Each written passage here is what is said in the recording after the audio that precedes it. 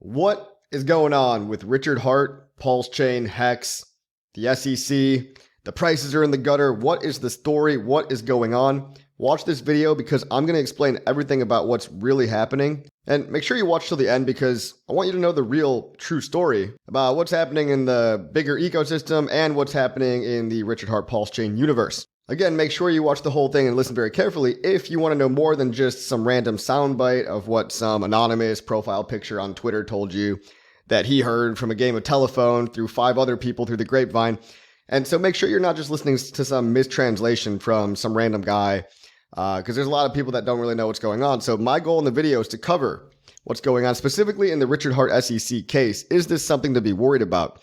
It's something that Richard Hart has been expressing confidence over winning the case. This battle with the SEC, we're going to get to it in a minute, but this is kind of like the final boss for Richard to defeat, and really that's what's keeping him from coming back into the spotlight. Again, more on that later. We're going to touch on that from a legal perspective, but I just want to zoom out really quickly and mention prices are wrecked. Okay, prices in crypto are wrecked all over the place. Doesn't really matter which coin you're in right now.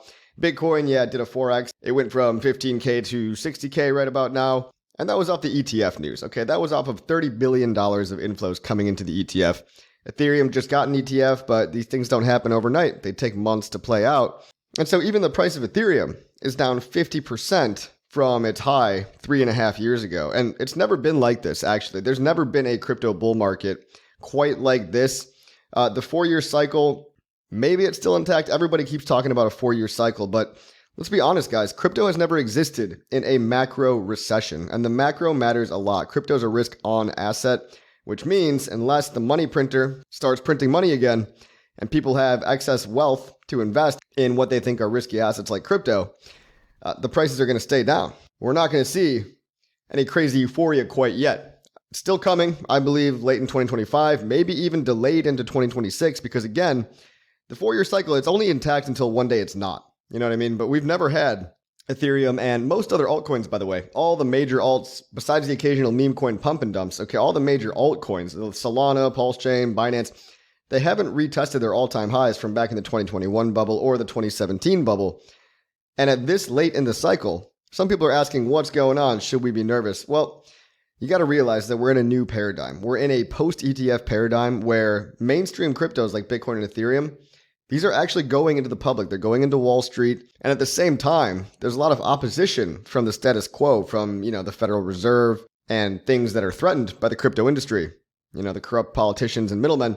There's actually an attack on crypto from a legal perspective. So the SEC, they're suing everybody out here. And it's really just going to be the same old thing unless we get some kind of a change in the regime, a change in the chairman of the SEC, Gary Gensler, the most corrupt and incompetent out of all these people. The culprit, public enemy number 1 for crypto is Gary Gensler, head of the SEC, chairman of the SEC. We should not even know who he is, but we do because he's been unfairly suing everybody arbitrarily, right? It's called regulation by enforcement, and it's reckless, and what it does is it pushes innovation outside of the USA.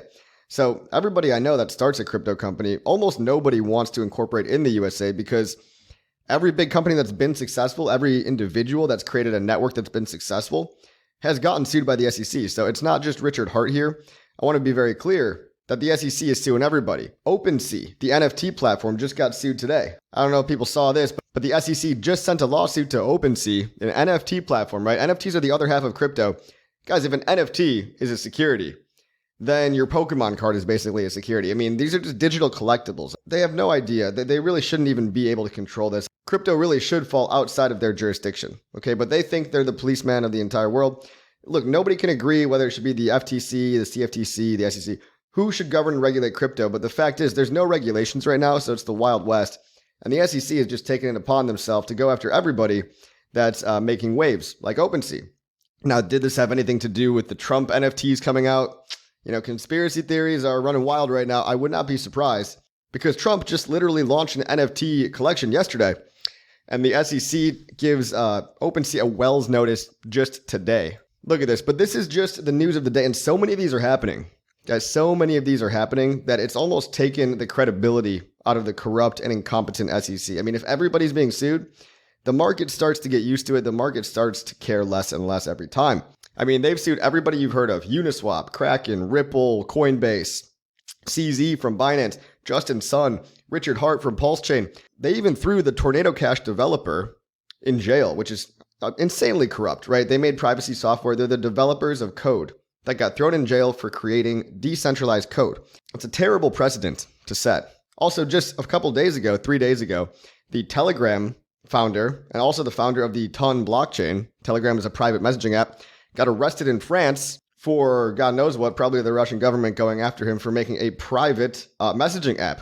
And this guy, Pavel, the creator of Telegram, by the way, Telegram was used to share some leaked documents from a certain country that's at war with a different certain country that if I say their names on YouTube, I will get deboosted. I think you probably know who I'm talking about. One begins with an I, the other begins with a P. So there's a lot of conspiracies going on. The world's a very chaotic place. But look, guys, CZ got sued earlier this year, maybe earlier last year. CZ, the founder of Binance, he's about to get out of jail. He went to jail for 4 months. But what he did was not actually that terrible. Things like Uniswap. Everybody uses Uniswap. You've heard of it. You've probably used it if you're in crypto. The most popular decentralized exchange even tried to cooperate with the SEC. They rolled over when the SEC came and said, hey, Daddy Gary, take all my whatever you want, Daddy Gary. And they're still going after him. They're still suing him. Okay? They're still suing Uniswap. And also, this is Kraken, for example. They're going after everybody. Gemini, I believe they went after Gemini. So look, if you're making a name for yourself, if you have any project that's even remotely successful in crypto, the SEC looks at you like a honeypot. They look at you like something like a trophy that they can collect because they want to climb the corporate ladder. They assume everyone's corrupt and they assume all of crypto's corrupt because they don't understand it. They fear what they don't understand. And they just want that trophy to put on their resume so they can go get a cushy job at the Federal Reserve or the Treasury Department, the revolving door, guys. This is all regulatory capture. Look up regulatory capture. The revolving door. Okay. Gary Gensler, he's going to go get a little job at the Treasury unless he gets fired dishonorably, right? And then the same people that work at the Treasury go to work for the Fed. So it's just government bureaucracy that is very, very unfriendly to innovation, world-changing innovation. That is the status. That's the landscape that we're playing in. But I want to point you guys now to Court Listener. As everybody's had their eyes on this Court Listener document, these are the latest updates from the SEC versus Richard Hart case. And if we scroll to the bottom, what just happened earlier last week was on August 22nd, Richard Hart filed a motion to dismiss based on 5 very legitimate claims. The number one being that they didn't even have jurisdiction over Richard, being that they never served him. 2, he doesn't live in the USA. Anyway, there's a whole bunch of very sound legal reasons with case law and a good fact pattern that you can look up my previous video about the motion to dismiss the case. That means throw the whole case out without prejudice, meaning throw the whole case out and you can't sue me again. Okay, you can't go after me again. That's what without prejudice means. That's what Richard filed. And so recently last week, the SEC filed their response in opposition to the motion to dismiss, meaning they don't want the motion to be dismissed, obviously. The SEC's only goal right now in this particular case, we're zooming in on Richard Hart versus SEC. The only thing the SEC wants is to keep the case going. So they're throwing cheap shots in their opposition letter. They're throwing all kinds of false, reckless claims. You can read them one by one, but I don't want to get into that. The video would probably take an hour, okay? And then again, Richard's 11 lawyers from 3 of America's most prestigious law firms, okay? Some of them have a lot of ties in the SEC. Very well-connected lawyers, very, very expensive. They filed a response to the opposition to dismiss, okay? So there's motion to dismiss, opposition to motion to dismiss, and the opposition to the opposition. Okay, the reason that the opposition basically makes no sense. So these have all been sent to the judge, and this is basically where we're at in that case. Now what happened in this case? Guys, we are going to break it down real quick. You guys have to follow Nuclear Herbs on Twitter. This guy was a real-life lawyer for decades. 20 or 30 years. It's over 20 years, I believe. He was a real lawyer, okay? And he does these tweets called PulseChain Law School, where if you actually want to learn from a real lawyer's perspective, okay, a real lawyer, not just some guy on Twitter saying, oh, this is what I think. Oh, I think, blah. Guys, it doesn't matter what regular people think. Lawyers speak the language of the law. They speak legalese, all right? They spent decades learning and practicing. This guy writes literal essays. Can you tell he's a lawyer? Look at how long this is. If you don't want to read this, copy, paste it, ask ChatGPT to summarize. But here we go. Somebody else summarized it for us, everybody. This guy probably did what I just said. He probably just tossed it into ChatGPT. Basically where we're at right now. This is a real lawyer's breakdown, okay? The SEC's opposition to the motion to dismiss lacks confidence, unlike Richard's strong defense, which shows a lot more confidence. Okay, the cheap shots, all these random facts that are coming into the opposition at the last minute that weren't in the original allegations, by the way. That shows weakness. That shows basically a Hail Mary to just anything they can do to keep the ball rolling, to keep the court case moving. So at this stage, the court is not focused on truth or justice at all. The court does not care at this point in time. They're not actually trying to make a decision right now. It's still actually very, very early in the case.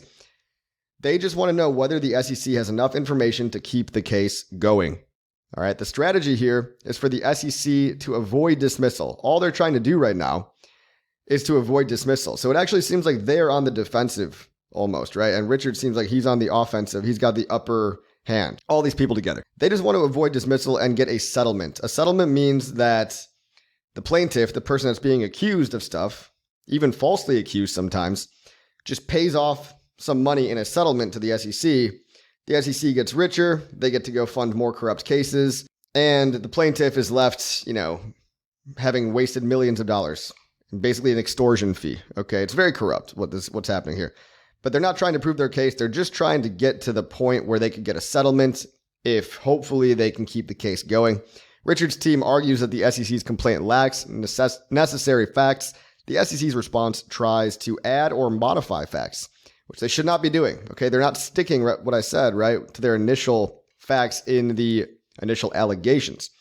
The procedural reality is that the judge must assume that the allegations are true, but this doesn't mean that they actually are. This is just the legal process and how things work. Take it from a guy that's done probably thousands of court cases, all right, and studied court law, case law, and all this stuff. SEC's weaknesses are that the SEC reached outside of its complaint. Again, that same point, relying on weak declarations and irrelevant emotional points, which Richard's team easily dismantled. The outcome is uncertain, while motions to dismiss are rarely granted. So don't expect a dismissal in the near term, even though there is a chance of that happening. There is a chance. Richard's argument on personal jurisdiction is strong and could lead to dismissal. So the personal jurisdiction thing, basically the SEC being a domestic agency and acting outside of their governed control, is what could get the case dismissed, if anything, in this early stage. Regardless of the outcome, the SEC appears to be on shaky ground, and Richard's team is well prepared for the long fight. Long fight, guys. People don't realize how rich Richard Hart is. I mean, not from Hex or even from PulseChain. Even before that, he was rich. He mined Bitcoin in the early days, 2011.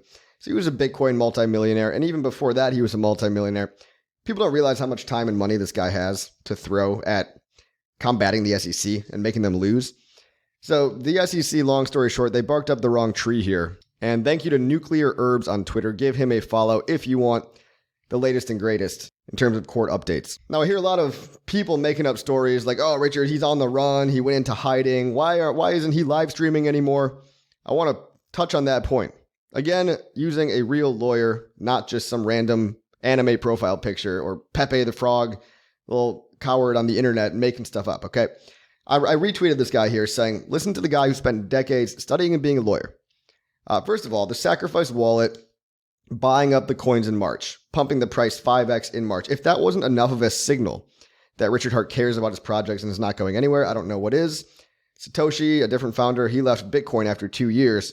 Richard's still around 5 years later. He's still tweeting pretty much every day. Richard's tweeting every day. He hasn't gone into hiding, okay? But everyone's, a lot of people are scared. A lot of people are crying because he's not live streaming, okay? Because he's not talking on the internet. Now, I'm here telling everybody that, look, the PulseChain founder is still here. Bitcoin left, Satoshi left after 2 years.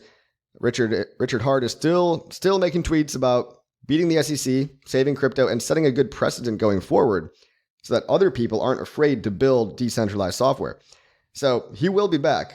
But for now, all we've got are thousands and thousands of active community members, okay, and builders. It's really like nothing I've ever seen. We've got hundreds of people building actual projects in the ecosystem. You've got thousands of people on YouTube and Twitter, content creators, talking about it, getting engagement. We just got engagement from some rapper with like 1 million followers. I mean, there's always something new in the PulseChain ecosystem. Takashi69 is trying to like troll us.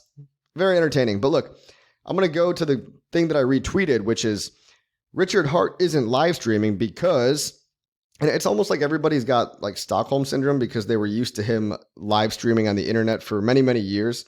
So when the fact that he hasn't live streamed in about a year, since Christmas, almost a year, the fact that he hasn't made a video is what I guess a lot of people, when you're used to one thing all the time and all of a sudden that thing goes away, I could see how it's scary, right?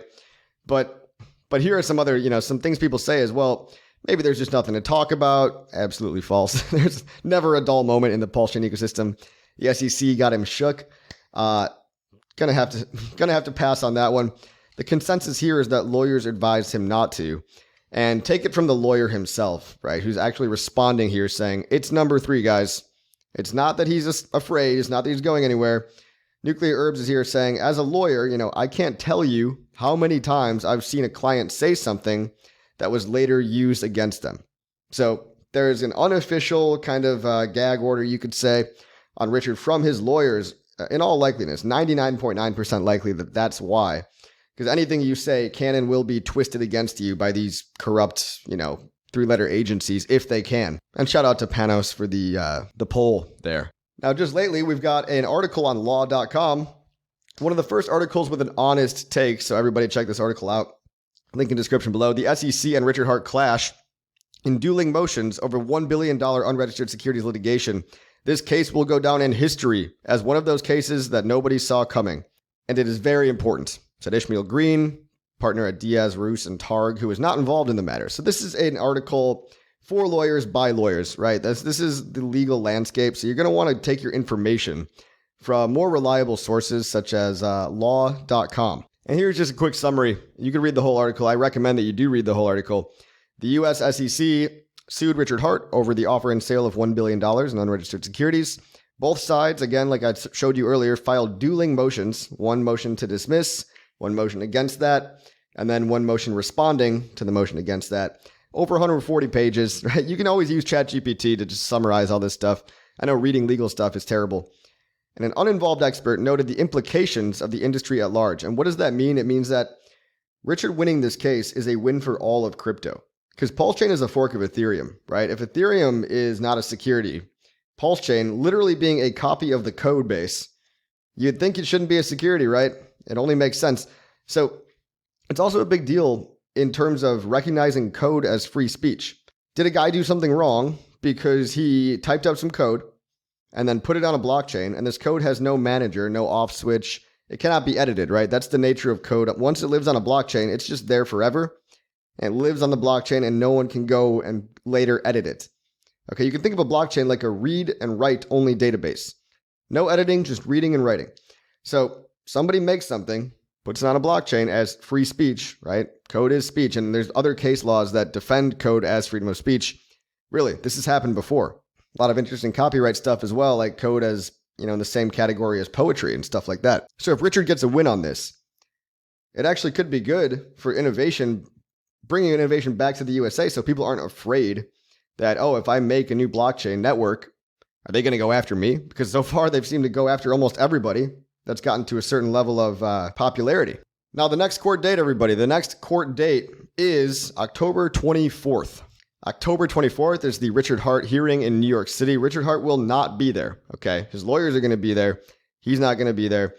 But a source has said that RH's lawyers had told them that it would be great to have people showing up at the courthouse. So what the community's actually done, it's very interesting, is they're going to pack the courthouse. Respectfully, of course, well-dressed. Everyone's going to be on their best behavior. But this doesn't usually happen in courts, right? So showing the amount of people, the amount of civilians that this case is affecting could make an impact on the judge as well, which I think is very interesting considering most of the time nobody shows up at these things. So the oral arguments on October 24th, this will be the biggest event in the case so far. This is where it's going to be.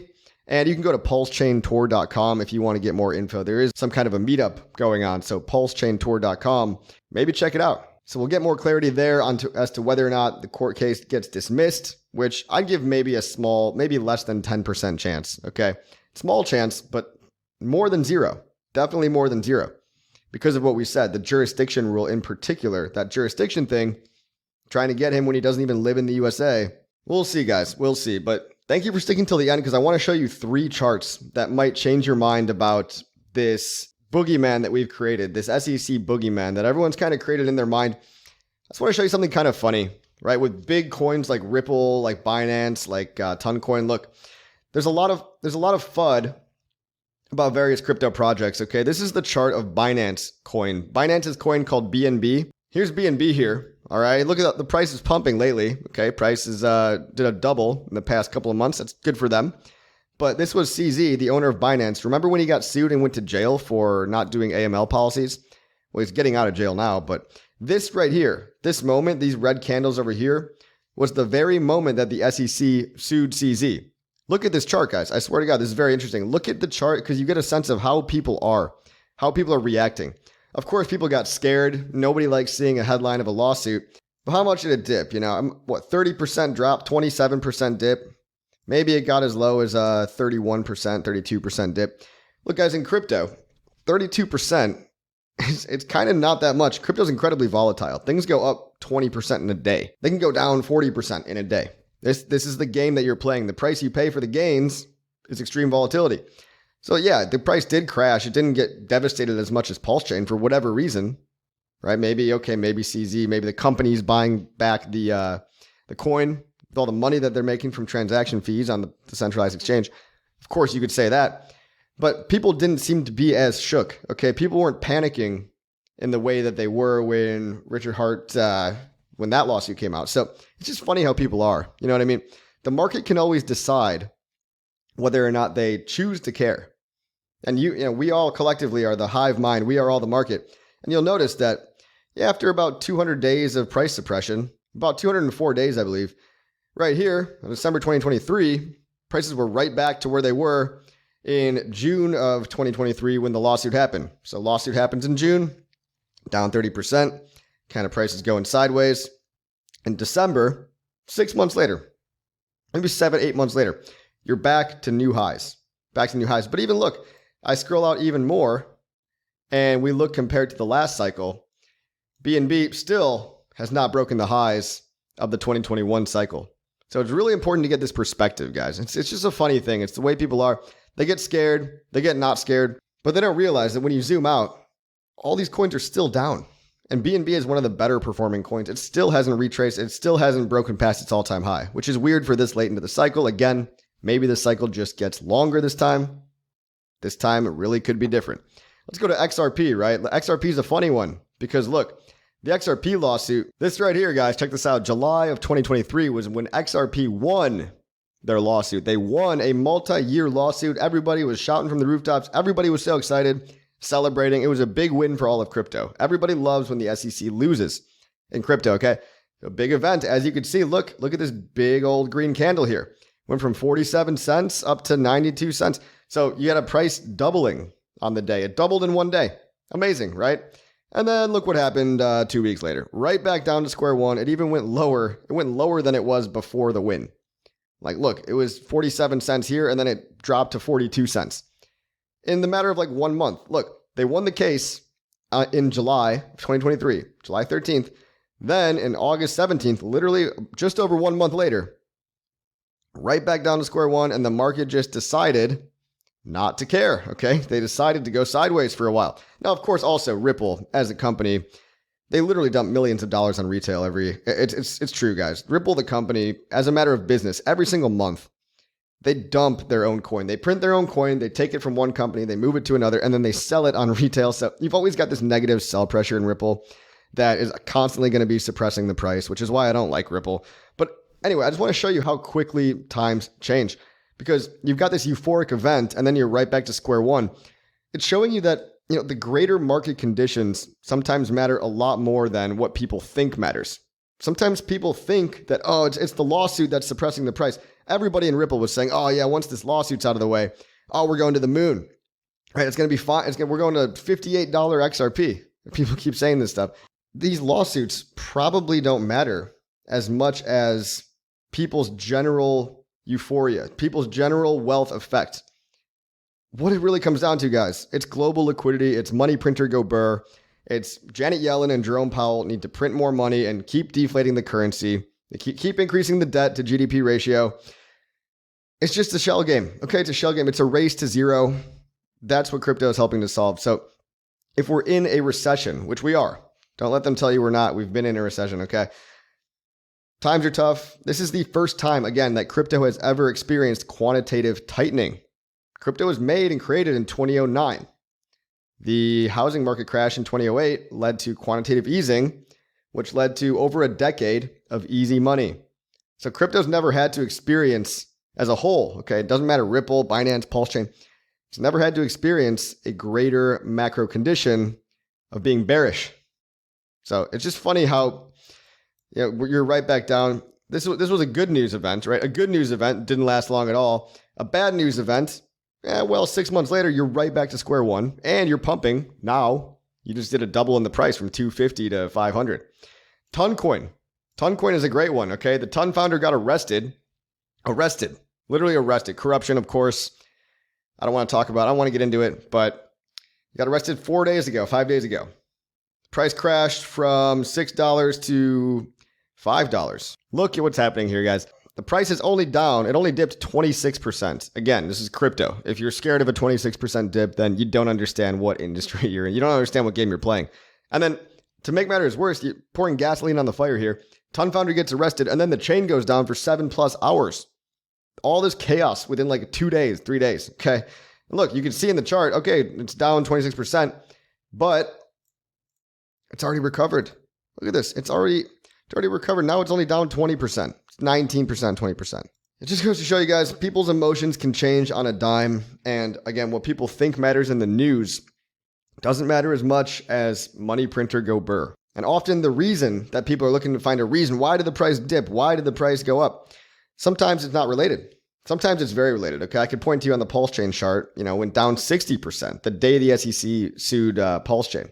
Okay, 60%, but it stayed down due to a lot of, it's not all the SEC, right? You can't blame it all on the SEC. You can blame it on a lot of weak hands that joined the sacrifice phase that need to be washed out, perhaps.